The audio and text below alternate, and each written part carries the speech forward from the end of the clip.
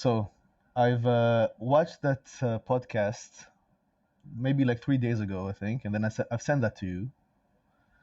Then I've watched some criticism of that podcast, and in the last 2.5 hours, I've rewatched it again. And there are some things that I deeply honor and appreciate within the three of them, and with the doctor. And this is the first time that I see this doctor. I understood that there is some controversial history about him. I didn't dive deeper into it. At the same time, I'm really good at taking the value that I can take out of a person, regardless to other shadows or things that I don't agree with. Right? For example, I could hear a musician. He might turn to be a murderer, but I could still enjoy the music. Or I could read a book and get value from the content that I'm reading, while at the same time disagreeing with the life choices of that this author has made. Does that make sense? That makes sense, yeah. Right.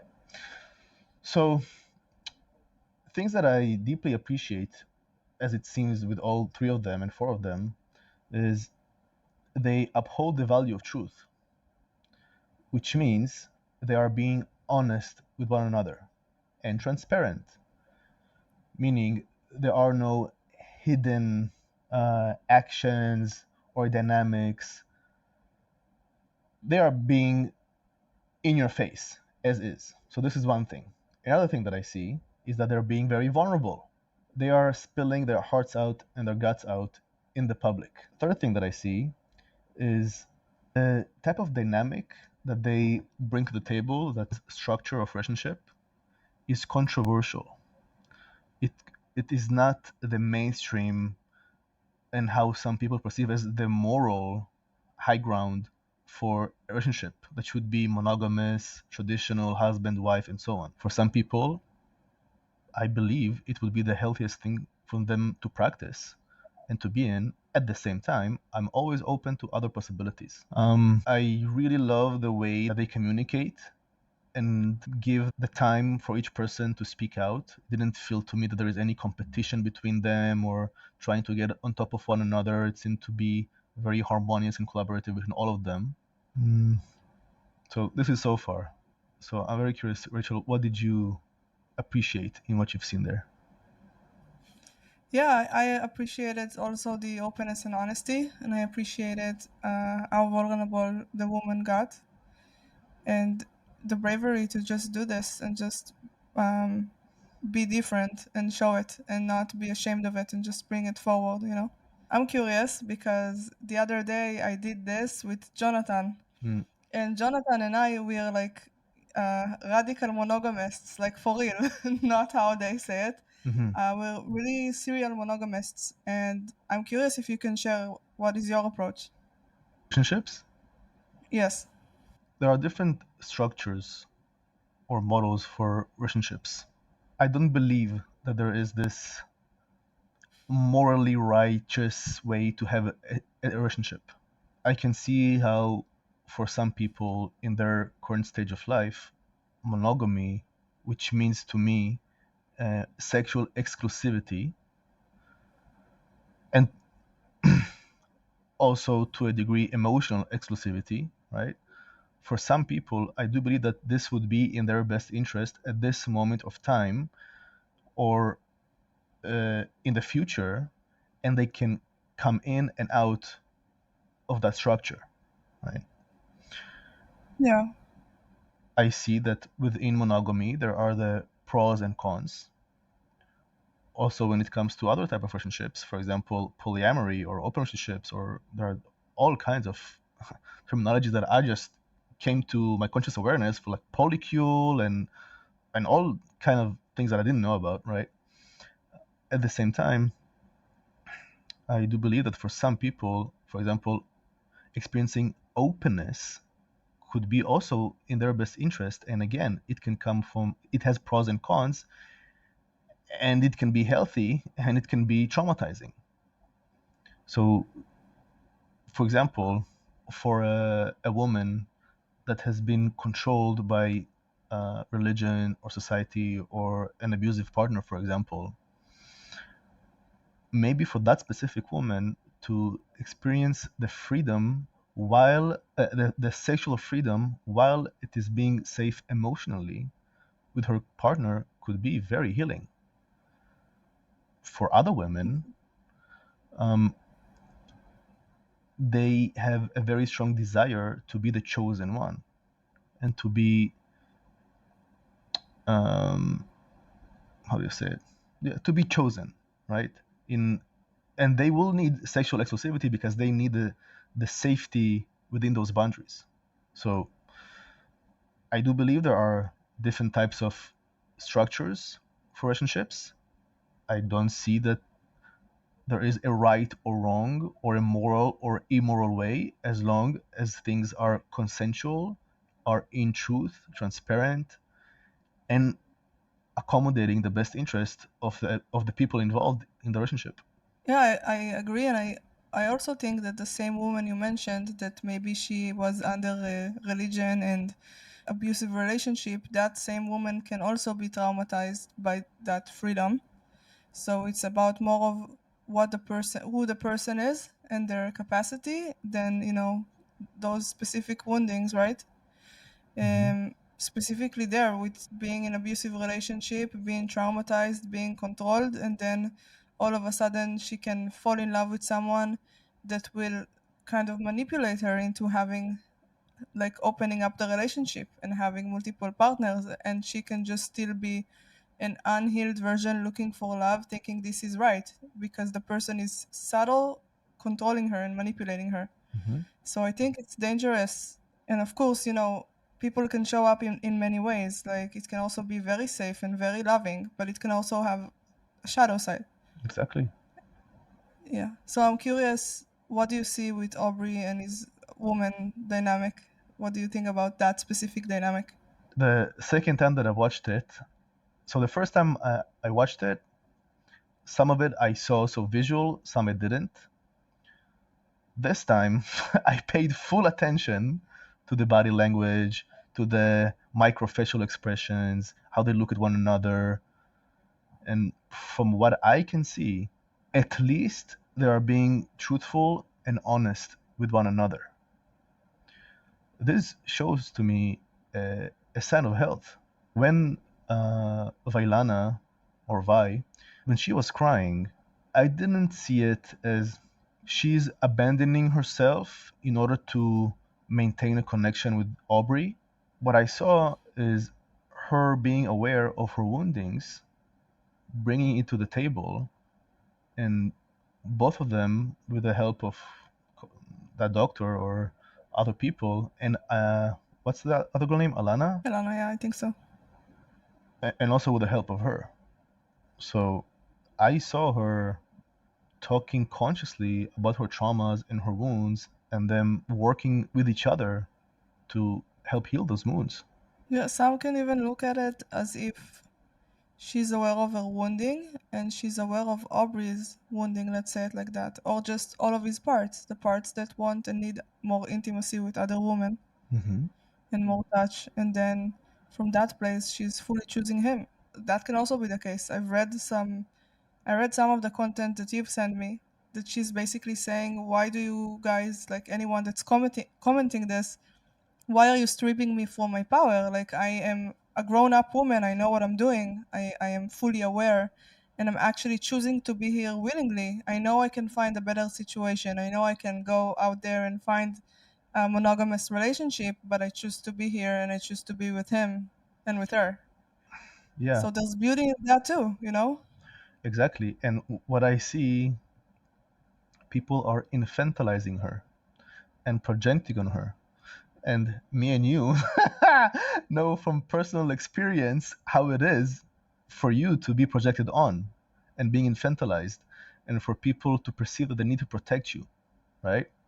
Because you are not conscious enough or you are too blind to make your own decisions, as if you're an unconscious, perhaps naive or stupid little girl that doesn't know what's best for her. for sure.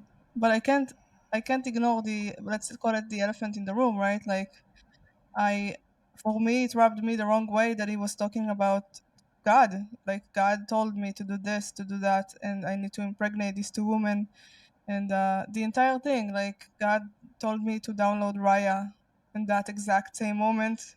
So I mean, we were talking about ideas and concepts that we were agreeing on, but what do you think about this? Like, because for me, it didn't sit well. They are talking about mystical experiences, right? Or talking with spirit, God, spiritual guides, call it however you want. I can definitely see how, from a certain perspective, it can seem like a delusional red flag where he rationalizes his desires instead of fully owning what he wants. He wraps it around the idea of I'm being guided by this supreme force and so on. I fully get that. At the same time, it's pretty interesting for me. From a religious perspective, you have things like the Pope. You have a book about the Bible that said has been written by people that are connected to God. So suddenly all of this is being dismissed. So there's no such thing as the voice of God or spirit. And I don't know if he went that. I don't know if he's rationalizing. I don't know. I'm just saying that it is interesting how, in some situations, when some masters or spiritual leaders, if they are connected to God or spirit, then it's okay. But when it comes to Aubrey, suddenly it is not okay. So that But makes. it's because he's using drugs to get these downloads. Like it's on plant medicine when it happens. So I saw uh, in the podcast when they went to Egypt together, and when they went into a temple, then he had this mystical experience. Now, I've had experiences very recently where I met this girl and she says that God was speaking through her. Also, an ex of mine said that. And when I was talking to that girl that I met where I am right now in Kopangan, I was skeptical when I heard her say, God is speaking to me, telling me to do this and that thing.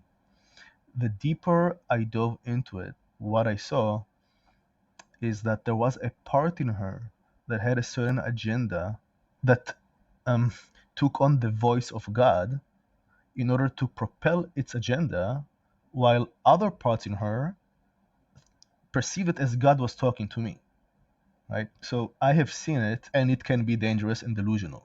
When he talks about it, from what I've seen in his body language, I don't think it's some kind of an inner manipulation in order to manifest some shadow desire that he has. At the same time, I'm also open to the possibility. Um, and I can definitely see how it can be perceived as a red flag. Also, when they went to, I don't remember how he called it, they have this sort of ritual with plant medicine. I think the second time they met Alana, they went and do it. I can also see how this can be a red flag, right? On the second date, they took drugs. That's what you mean? If I'm understanding correctly, yes. They had Yeah. this kind of a ceremony. I'm not sure if it involved drugs or no, but I think it did. Yeah. And again, I can see how it could be a red flag, and how I have a story with another ex of mine where she she met this guy and they have been using mind altering substances with his guidance, which seemed to me very off. I don't know if that was the case. I wouldn't put all my eggs in one basket and say, yeah, this is definitely red flag or no. From what I've seen and how Alana responded and how he was talking about it, it doesn't seem to me that it came from a manipulative place. This is why I like this because I mean, I know you and I know you're a very open person. And I also know that you're very strong with not projecting your shit on people or situations.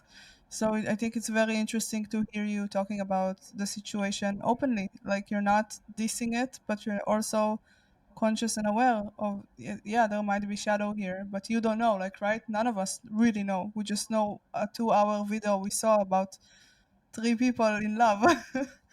So yeah. Yeah, and I can say I don't know, and I can also say where I lean into. So the place that I lean into, I don't see it as being as coming from a manipulative place. Especially when I also saw Vi and how she was talking about it. When they were talking about it and how she looked at Alana, I saw the excitement in her eyes, in her face. So hard for me to imagine that Vi would try to manipulate Alana into some kind of a whatever outcome. We don't think that, like, I don't think people think that Vi is the one manipulating. Of I course think not. everyone, Most yeah, of the people see Vi as a victim of Aubrey, that is being this powerful, rich man that is pulling the strings in a false, shadowy king way in order to meet his desires while not being honest and not taking the best interest of anybody else but him. I can see that. I can see we how can, other people think about that. It's not what I see. yeah, we can also assume and say that people change, and then maybe they're all into it right now, and maybe they will just, one of the women or even Audrey himself, like one of them eventually will look back and be like, okay, I went through this experience and this is not it, like not what it was supposed to be, or it doesn't feel the same anymore, or oh my god, how stupid I was. Like, things change all the time. So they're in a moment, in a situation where it feels amazing and right and good and like divine, but that can also change, and that can also be a part of their, a part of their journey, which can end in different ways. Right.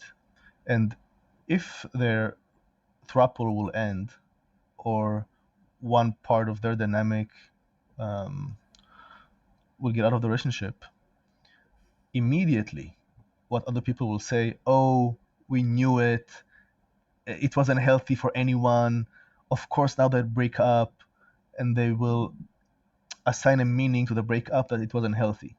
But yeah, from what I see, and it's very interesting that he turned off the comments on the Instagram and in YouTube. I was shocked to see that approximately 95% of the comments were negative. Yeah, it's rocking the boat. Like, It's maybe it's planting doubt, maybe it's, I mean, I assume it causes a lot of pain for the participants. it Like triggers them, that it activates yeah. them, and I saw multiple times in that podcast Vi was saying, "Please do not project on me that I'm not that I don't know what I'm doing and I'm not choosing what I'm choosing from a conscious place and I'm abandoning myself." She said it at least one time, and throughout the podcast, they said what we are doing is not cryptive, meaning what is best for us might not be best for you.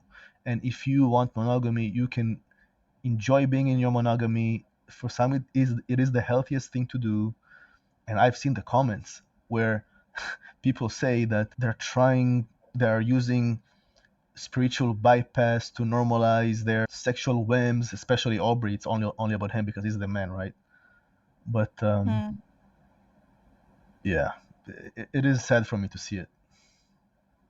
If it was the other way around and it was women, people would project the same, I think. Like, oh, she's using her sexuality, she just doesn't want to settle down. Like, it will be also not a pleasant experience to be.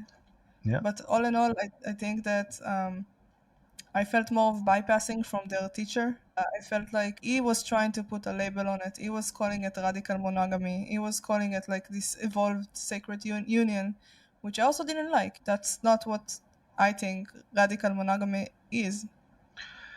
Um, when I saw the first time I saw the podcast, I also raised an eyebrow, 100%.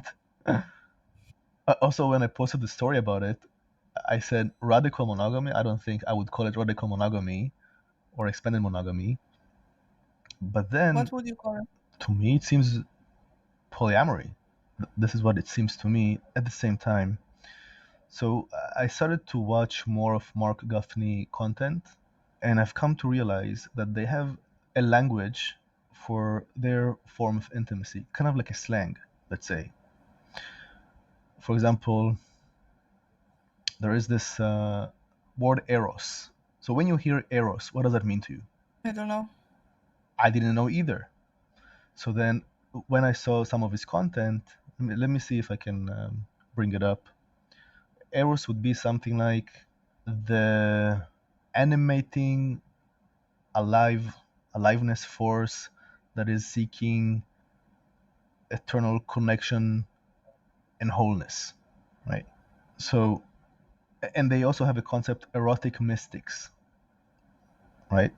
So what I've come to realize that they're using some kind of a language that I wasn't aware of. So the deeper I got into this content and still didn't go deep enough, then things started to make sense to me, right? For example, we also have our own language. For example, the language of parts, right? We have our own slang. We have certain words that describe certain patterns or emotions, right? That Yeah. if other people would hear, they wouldn't know what the fuck we're talking about, or they will think we're crazy, right? So No little girl. yeah, Yeah. for example, me, I can casually talk with someone and say, "Yeah, my child is this, this, and that," and they will think it's my literal child, like flesh and bones. They go, "Oh no, I actually mean my inner child." See, so some linguistics that are intrinsic to me because I live it on a daily basis will not be as understood by other people. The more I got curious about Mark Guffney, I understood, okay, there are some concepts that I'm not familiar with, and some of them sounded very interesting to me. Now, I also know that Mark Guffney has some kind of a controversial history, so by me even saying that the things that he says are interesting to me immediately, I'm putting myself in that box. So be it. That's what's walking in truth is, right? That's what they have been doing. And it's no wonder that the reactions are so controversial. And when you are just standing in your truth, many times it's just some people will find it hard to swallow. Right. So I'm wondering if you can relate to what Vi is going when it comes to other people putting their opinions on her or projecting. I mean, you've experienced it firsthand, right? Yeah, I mean, I think for me it was in the context of relationships and friendships with men where I would come to a decision. For example, hey, I don't want to be in this friendship anymore. And then the man would be like, what, did you watch a podcast that empowered you or something? Or with the narcissistic abuse that I went through, it was more like me like voicing something and this person saying, what, you talked to your best friend and she told you to say that? So many times I was experiencing that and it was super painful. It makes me feel stupid, small, Hmm. and like I don't have a spine. Like just suggesting that is super hurtful. Hmm. Yeah. So yeah. But at the same time, Neo, I know what it's like to be deep into a situation where I feel very confident and secure about, and then I'm actually being manipulated or pulled or subtle abuse. Hmm. And I'm so into it and I'm so wrapped with it, and the trauma bond is so big that that is my truth at that specific moment. Hmm. So that's where I'm torn. I'm like, yeah, I mean, I'm looking at these two women, and on one hand I'm like, wow, they're powerful, they're in their truth, they're brave, etc. But on the other hand, a part of me can't help but wonder, wait, is this like actually healthy? Is this actually clean? Is this coming from light or shadow? You know what I mean? Because I've been there. So, I mean, yeah.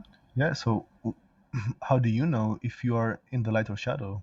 I guess it's just continue to inquire inside and see where I'm coming from, what part is basically speaking when I'm talking about this. And what I did with Jonathan in our podcast was that I was just right off the bat, I said, hey, I might be projecting here, and this might come from me just being. I have the ick from poly, and I'm very much monogamous, and I might be projecting from my own life experience. So I'm going to do the best I can consciously not to do that. I guess that's the best that I can do, right? Just be mindful of what I'm saying Hmm. and consider both sides. Right. Uh, at the same time, I'm curious,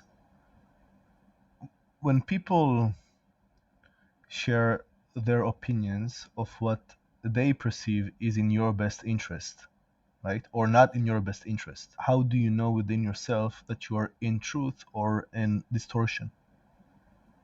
Can you give an example? It will make it easier for me. For example, like the example you just gave, when somebody told you, "What have you watched some podcast and blah blah blah blah." So Yeah, so with that guy, I was listening to my intuition. That's the only thing I was listening to. how do you know Eh, it's intuition and not some kind of a trauma bond? Because I sat with myself and I analyzed what I'm feeling, Mhm. with not in that specific like thing, but in general, zooming out on the relationship and seeing the person in front of me and what I'm dealing with and his patterns and his shadow and stuff like that. And I was just sitting with it, okay, because I definitely had some sort of trauma bond with him. I don't know if I should call it trauma bond, but it was more like a part of me was crushing really hard on this person that's emotionally unavailable. So I could have recognized that that's where I'm operating from. And then when he told me the podcasting, I got triggered and I realized that I'm triggered because of my narcissistic ex. So I was like, okay, so are you just super triggered because you went through this type of abuse? Or like what's actually happening here? And after sitting with it, I was like, yeah, no, he's actually suggesting that I didn't make this decision by my own free will and I just got hyped over someone else's idea and I decided to cut ties.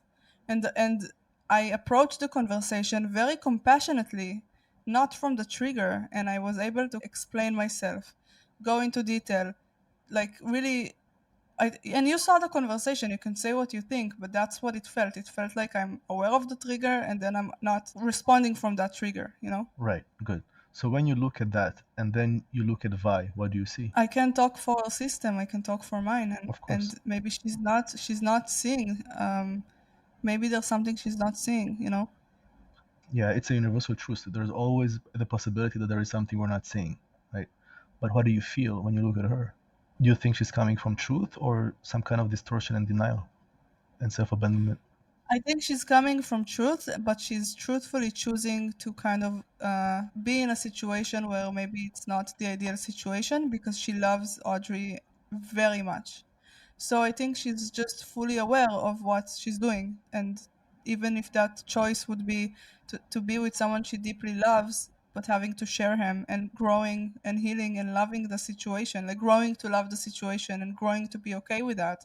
So growing as a person, putting herself in a very uncomfortable situation. So I think she's doing it with full awareness, but she's still doing that and she's choosing it, and that's okay, it's hers. And do you perceive that it is in her highest best interest or no? Maybe. I What do you wouldn't be able to know. where do you lean into? I'm leaning to it's going to be in her best interest until it won't. And I hope that Mm. she would be able to just recognize when it stops being in her best interest and then walk away. But right now, she feels like it's in her best interest. She feels like she's getting the growth and love and support and everything that she needs out of it. And that's completely okay. So if I'm understanding correctly, currently you perceive her to be in truth and her growing through the pain? Yeah. Okay. And when you look at Aubrey? Dude, I don't know. That dude is like, dude, I don't know. Like, I don't know. He has like a past and he's been in monogamy, he's been in poly. I mean, I want to believe that he's just being in his truth as well of what is right now. Hmm. And I want to believe that he's able to hold both emotional systems. They both seem like they're like both women seem like they're held, but I don't know. We don't know. We don't know the details. Like it's really hard to capture one woman, like hold one system. So I'm just curious on how he's doing it for both of them, and I'm sure that they're doing it for each other as well, like Yeah. both women. Yeah. So again, when you look at Aubrey, where do you lean more into? Is he able to genuinely look out for the best interest of both women and coming from a place of truth and integrity or no? I have a gut feeling something is telling me that not fully, but that also can be a projection. What do you mean by fully? I don't think, again, like I'm talking about something that I don't know, but from what I'm feeling, and that can be a projection, I think that the spiritual lingo, the talking to God, like these things, I perceive more of a red flag, while you perceive an open approach. Mm-hmm. So I would be like, I don't know, like, probably not. Mm-hmm. So we don't know how deep it goes. It can also be very, it can be a huge element that's managing their day to day, right? These messages from God, or these plant medicine journeys, and that can get distorted, right? Like that has shadow as well, and then it can just be just those 2 points in time that he mentioned, and it's not a big deal. But I don't know. Mm-hmm. So let's say that I'm sharing with you the story of how I'm walking here at the beach, and then I see an Egyptian god talking to me and telling me, go and approach this girl. What would you think about that? The first thought is maybe cut down a bit on acid. Uh-huh. You know, Uh-huh. like maybe you've had enough. Uh-huh. Um, And let's say I was telling you I was sober when I did it. I don't know. I don't know how to digest it, but I can tell you about dynamic I have with a friend. She's a energy weaver, Yeah. right? Mm-hmm. And although I really believe her Mm-hmm. and I believe the concept, a part of me is still like, oh, like that's kind of weird. Like Woohoo that's, mambo jumbo. yeah, Mm-hmm. yeah. But I believe her and I respect her and I believe that she's doing something very valuable, and I know that other people are doing it too. So I'm trying not to come to it from a place of, oh, I know better, or oh, I know for a fact that's not true. Mm-hmm. Like we all have beliefs and we all have our stuff. So yeah, I think because of how well I know you, I will probably believe you. But for myself, I would have like discernment. I would be like, okay, so we talked to an Egyptian god. That can mean many other things, right? Mm-hmm. Like Aubrey said about having a baby, like impregnate these two women. It can be impregnating them with the seed of love. It could be, creating something with both of them. It can mean so many different things. So I'm not getting caught up on the specific meaning. Mm-hmm. Mm-hmm. Like I'm looking at the meaning, not the specific Mm-hmm. frame of how Mm-hmm. it's being Mm-hmm. communicated. And why would you say that it got such negative traction? First, because a lot of projection of people that are monogamous, and that this idea kind of breaks what they believe in, goes against what they believe to be natural, good, and Even for moral? example, with Jonathan, there was a lot of references to the Bible, Mm-hmm. which is also handwritten by men. Mm-hmm. You know, um, so I think people will deny any idea that kind of like threatens their sense of safety Identity. and like identity. Yes. Mm-hmm. Yeah. So that's one. The second is that it got a lot of people in the spiritual community riled up because it feels like they're talking in a very high spiritual language. So that's another layer of why it's triggering people, right? And then the professor, doctor, rabbi person, he was also talking in this weird, innovative language that added another trigger layer, the radical monogamy, which is a challenge on monogamy. And it's kind of giving the feeling for people that like, hey, so you're basically saying there's a better way of doing what I'm doing, but that doesn't make sense. Even though they You know, said what we are saying is not prescriptive. They said it multiple times, and still people say what you just said. What do you think about that? I think it's human nature. Mm-hmm. I think that, people are just being people. Mm-hmm. You know what? If you didn't send me that podcast and I would be finding it alone and watching it alone, I would judge the hell out of it. Mm-hmm. But because you sent it to me and I know who you are and what you're about, I was listening with an open heart. Mm-hmm. Yeah. So let's say I wouldn't send that to you, and you would have watched it by yourself, and it wouldn't be with such an open heart. What It would what would come out from that perspective? it would threaten my identity. And it has for a little bit, because you and I, we had plenty of conversations on this subject. We even talked about it with Till Swan. Like, Mm-hmm. you know Mm-hmm. where I'm super monogamist and you're not. Mm-hmm. Would you define yourself as poly? I'm very open-minded to the degree where I'm open to the possibility that at any moment I could meet someone and I would perceive that it is in my best interest, and especially for the best interest of my emotional personal growth, to be in monogamy.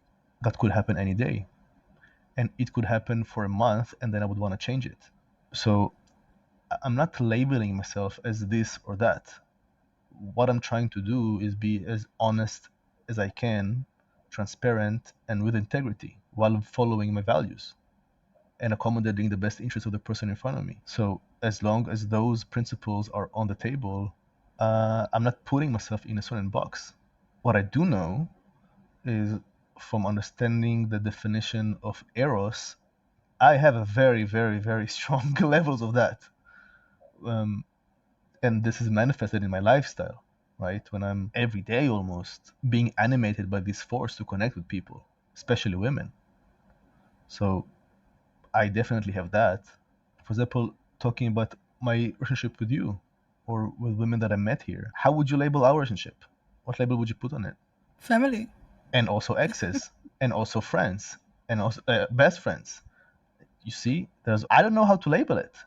Maybe we need to invent a word for it. But another word that I took from them, lovership. Longership? Lovership, Lovership. right?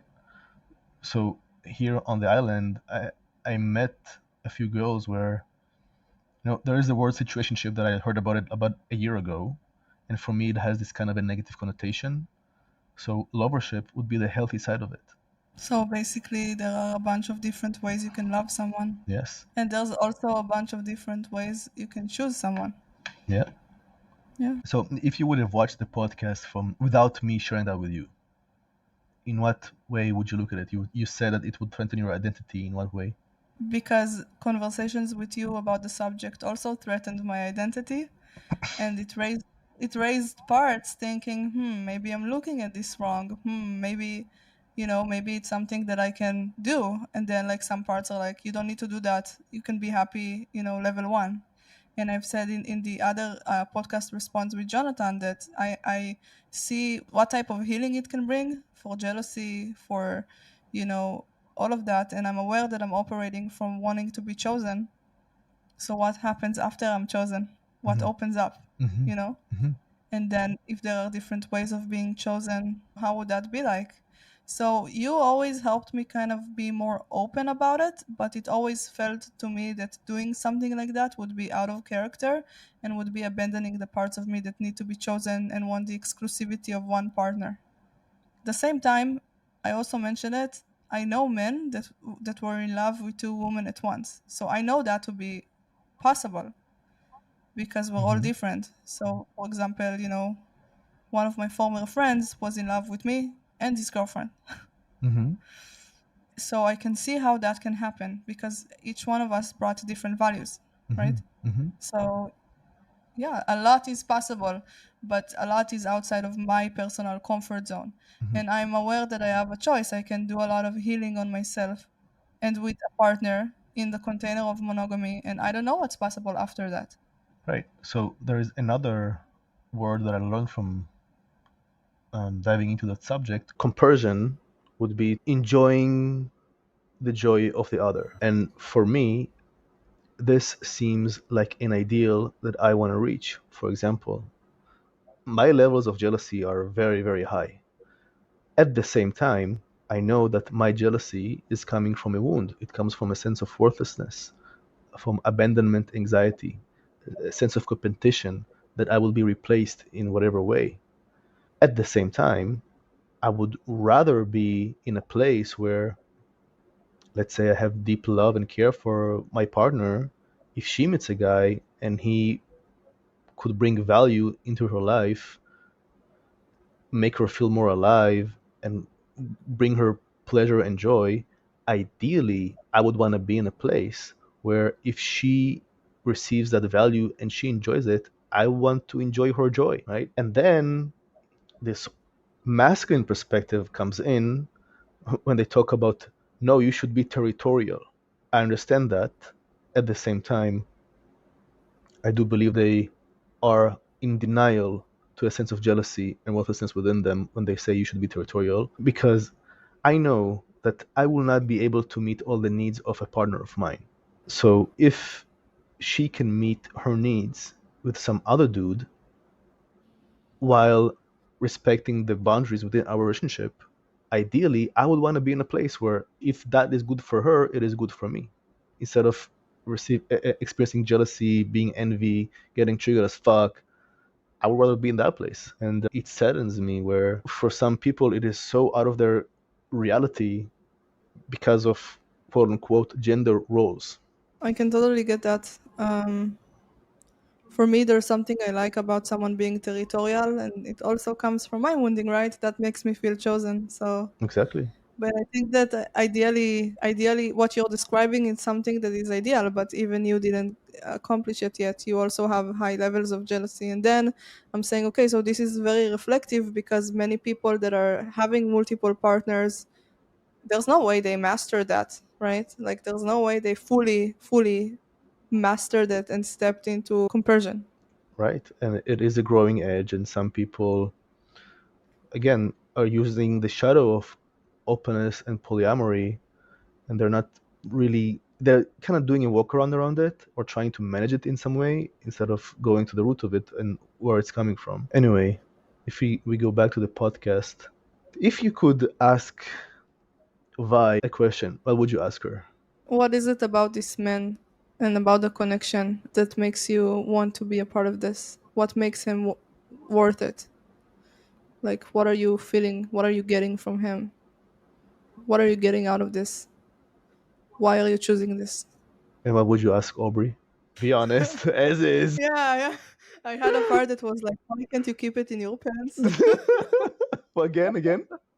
Why can't you keep it in your pants? And why Mm-hmm. isn't one woman enough? Mm-hmm. Okay. And this is, I think, both questions are coming from like, for him and her, is coming from the same part. That is, its identity is being challenged, and then it's like, from her, I want to know what makes it worth it and why she chose this path. Because maybe I'm doing something wrong, or maybe I'm missing something. And for him, I want to know the masculine or the man's perspective on, what about impulse control? Like, what made you step into this? Why is it like this? Like, looking to understand, but there's a little bit of judgment because that's also threatens me in a way. In what way it threatens you? It scares me a little bit to not be enough for someone, Mhm. or being with someone and I'm enough, and then at some point I stop being enough and he wants someone else. Even being married to someone and then he's all of a sudden, hey, I downloaded Raya. God told me to, and then there's this woman here, like, meet, this is Alana, like, she's a part of us now. Like, like, Mhm. Mhm. so it's all very scary and very. I'm curious about it, and I'm judging it, Mhm. and it's threatening my identity. So it's all kind of happening at once. Mhm. What would you ask? What I would ask Aubrey? Hmm. I would ask him what happens in a situation where you have kids from both of them, and then one of them, let's say Vi, tells you that she realizes that it is not in her best interest anymore to be in this throuple, and that he has to choose Vi And or Alana. damn, that's a loaded question. What would you do if you were in that situation? Um, I would get curious about why she perceives that it is not in her best interest anymore, and I will investigate that. And you know, I do believe that if I would come from the right place of curiosity and compassion, we will find either the wound that is driving this perception or decision, so we can work with it, or we would get better clarity towards what drives that boundary. And of course, I would include Alana in that conversation as well. And I would do a conversation with three of them, like all of us together as a family, taking a decision together. Because now there's also kids involved. So this is where I would take it. Yeah. What I would ask Vi, I would ask her what needs to happen in order for you to say to yourself, fuck, actually, at the time of the podcast, I've been in massive distortion and I didn't see it, but I see it now. Damn. Yes. You do see it as an option, right? Of course, I see it as an option. At the same time, from what I'm feeling and seeing, I don't think it's the case. What would you ask Alana? Why is she choosing this? And does she feel like the other woman? Does she feel like another woman? What do you mean by that? Because first he chose Vi and they're married. And so how is he making her feel? Does she feel even, right? That he loves them the same or even loves them differently, but it's enough for her? Like I would just get curious about that. How do you deal with feeling like there's another woman here? Like what comes up for you? What is he doing to make you feel valued and seen? Or how do you guys deal with like jealousy? Is there jealousy? I know she touched on a bunch of these things, but Mm-hmm. still. Mm-hmm. What would I ask Alana? What was very interesting for me is how they perceived her as pure. And it is a little bit peculiar for me for her not to have any sense of competition or jealousy or insecurity coming up. So I would ask her two questions. I would ask her, what happens in a situation where Aubrey meets another girl and has the same thing, and you find that you do not connect with her in this majestic sister level as you do with Hovai? What happens then? I would ask her that. And the other thing is, so Vi was talking a lot about her vulnerability and her wounds. Alana not so much. So I would use my investigative skills to dig into her pain and her shadows or growing edges. Smith? Oh yeah, my Smith part. Yeah, super interesting. And I'm wondering if they will ever be open to discussing it, like being interviewed about it with different people with different perspectives and being challenged. Yeah, I feel like there will be some pushback right now. I feel like it's really raw and fresh, and they turned off the commenting, and it caused the whole thing. And I'm just really curious, how far will they go to stand in that truth? Because they don't owe us anything. They don't need to prove anything. But I'm just curious, like how far will it go? I believe it will go far because when I was looking at Aubrey, I could relate to his tendency to push through the edges and how he is in truth. And in order to be in these type of polyamoric or open relationships, if one is hiding some kind of a truth, it will grow into a monster very big. So people that are practicing these kind of structures of relationships, they have to have a high degree of mastery when it comes to relationships. So from what I predict, they will be interviewed more about the subject.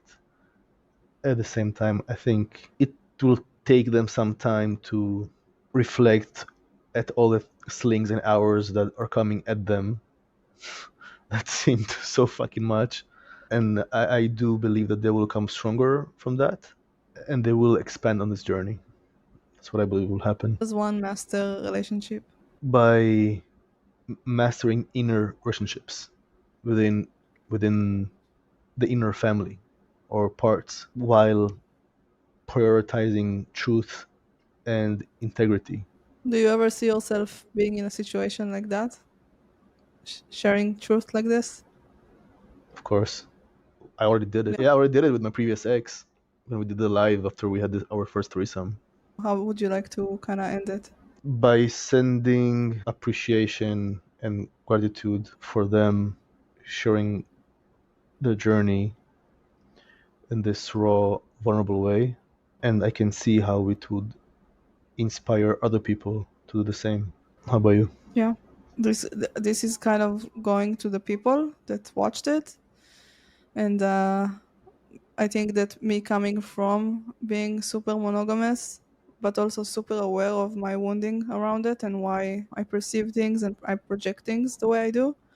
So I really hope that if you're listening to this, then you can soften a little bit those parts of you that are scared for their identity or just, putting up a wall to these ideas, and just see the human beings that are being interactive and honest, uh, as far as we can tell.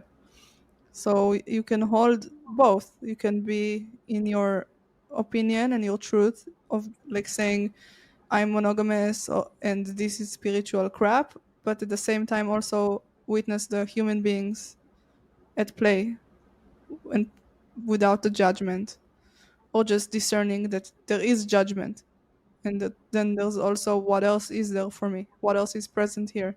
I have judgment, I have fear of identity, what else? Like, just be open to exploring within why your reaction to this is so strong. Amen to that. Cool.